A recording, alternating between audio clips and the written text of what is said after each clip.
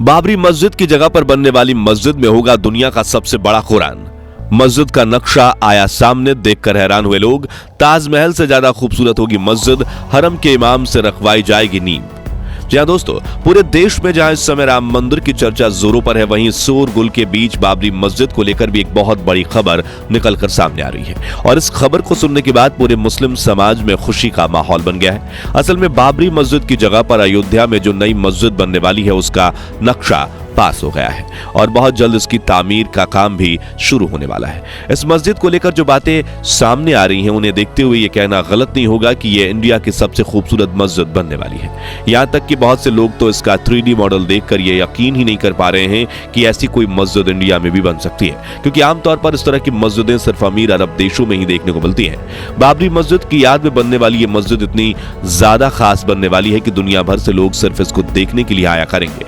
और सिर्फ मस्जिद नहीं बल्कि बाबरी की याद में यहां और भी बहुत कुछ बनाया जा रहा है। तो अयोध्या में बनने वाली इस मस्जिद को इतना ज्यादा खास क्यों माना जा रहा है? इसकी नींव रखने के लिए दुनिया की किस हस्ती को इनवाइट किया गया है? मस्जिद के अलावा यहां और क्या क्या बनाया जा रहा है और इसे बनाने में कितना समय लगने वाला है? ये सब कुछ आज हम आपको इस वीडियो में बताने वाले हैं, इसलिए बिना स्किप किए इसे अंत तक जरूर देखिएगा। साथ ही अगर आप चैनल पे नए हैं तो ऐसी ही नॉलेजेबल वीडियोस के लिए सब्सक्राइब करना बिल्कुल भी ना भूलें। दोस्तों, आप में से काफी लोगों को याद होगा कि बहुत से लोग भूल भी गए होंगे कि साल 2019 में सुप्रीम कोर्ट ने अयोध्या की बाबरी मस्जिद के विवाद पर एक ऐतिहासिक फैसला सुनाया था। वो फैसला ये था कि जिस जगह पर बाबरी मस्जिद मौजूद थी उसे भगवान श्री राम का जन्म स्थल माना गया और वो 2.77 एकड़ जमीन राम मंदिर बनाने के लिए हिंदू पक्ष को दे दी गई। उसके बाद ही वहां पर राम मंदिर बनने का काम शुरू हो गया और 22 जनवरी के दिन इस मंदिर का उद्घाटन भी होने वाला है। मगर राम मंदिर की इस चर्चा के बीच लोग ये भूल गए कि सुप्रीम कोर्ट ने मुस्लिम समुदाय के लोगों के लिए भी एक फैसला सुनाया था। दरअसल अवैध बाबरी मस्जिद को खोने की वजह से मुस्लिम लोगों को जो ठेस पहुंची थी, उसकी भरपाई करने के लिए सुप्रीम कोर्ट ने सरकार को यह आदेश दिया था कि वो अयोध्या के अंदर ही एक आलीशान मस्जिद बनवाने के लिए उत्तर प्रदेश के सुन्नी सेंट्रल वक्फ बोर्ड को 5 एकड़ की जमीन मुहैया करवाए। अब यह फैसला आने के बाद काफी समय तक इस मस्जिद के बारे में कोई अपडेट हमें नहीं मिली और लोग इसके बारे में भूल गए। लेकिन अब इस मस्जिद से जुड़ी एक ऐसी खबर सामने आई है जिसने सारी यादें ताजा कर दी हैं। असल में इस मस्जिद का नक्शा पास हो गया है, जिसका 3D मॉडल आप इस समय अपनी स्क्रीन पर देख सकते हैं। ये 3D मॉडल देखकर लोग की आंखें खुली की खुली रह गई हैं, क्योंकि किसी ने सोचा भी नहीं था कि अयोध्या की ये मस्जिद इतनी जबरदस्त दिखने वाली है।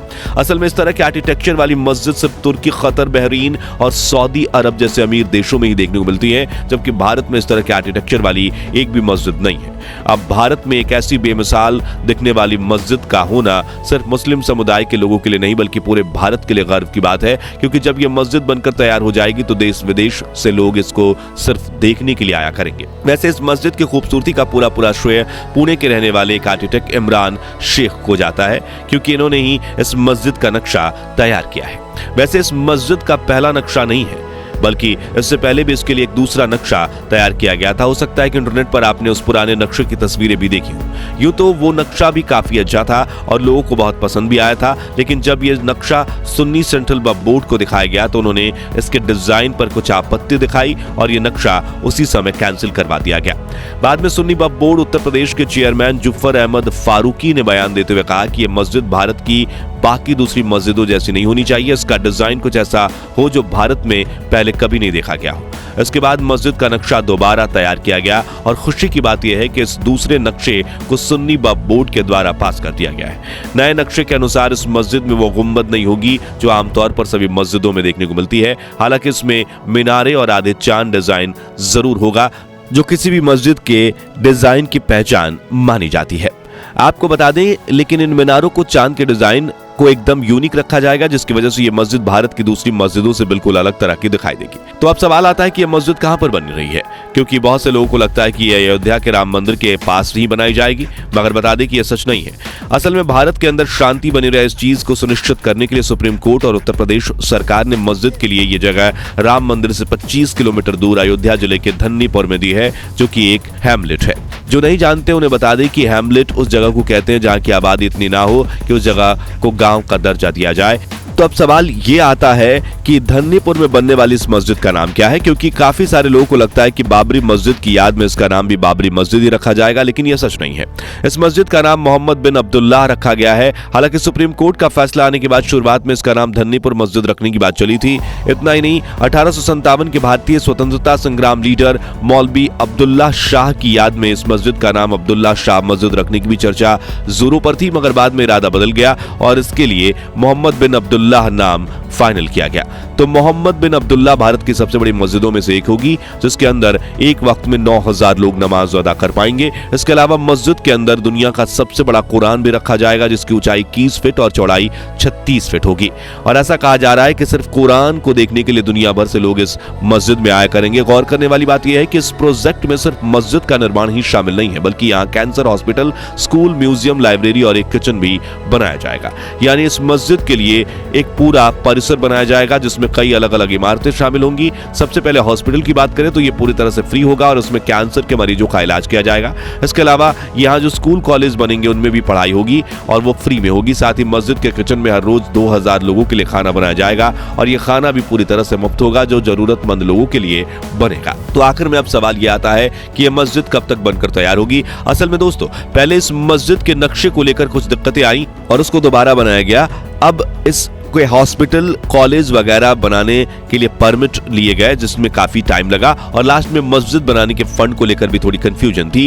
इन सभी वजहों से अब तक इस मस्जिद का निर्माण कार्य शुरू नहीं हो पाया है। लेकिन अच्छी खबर यह है कि अब इन सभी फॉर्मेलिटीज का पूरा हो जाने के बाद बहुत जल्द मस्जिद की तामीर शुरू होने वाली है। सूत्रों की माने तो मस्जिद को बनाने का काम फरवरी 2024 में या ईद उल फितर 2024 के बाद शुरू हो सकता है। यहां तक कि इस मस्जिद की नींव रखने के लिए कमेटी के द्वारा इमाम हरम को न्योता भी दिया गया है।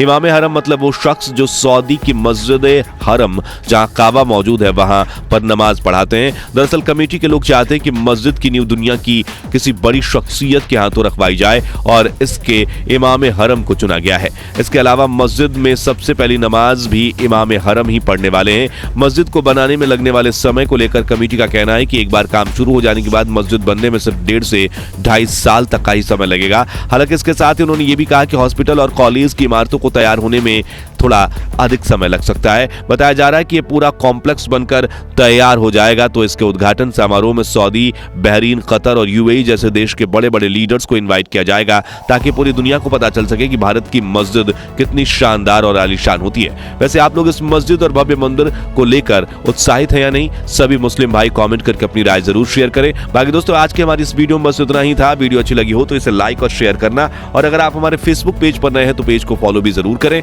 मिलते हैं जल्दी एक ऐसी और इंटरेस्टिंग वीडियो में, तब तक के लिए गुड बाय, जय हिंद।